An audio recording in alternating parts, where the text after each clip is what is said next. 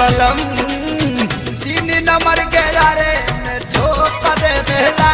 हमार ड्राइवर बलम 3 नंबर के दारे में ठोक दे बेला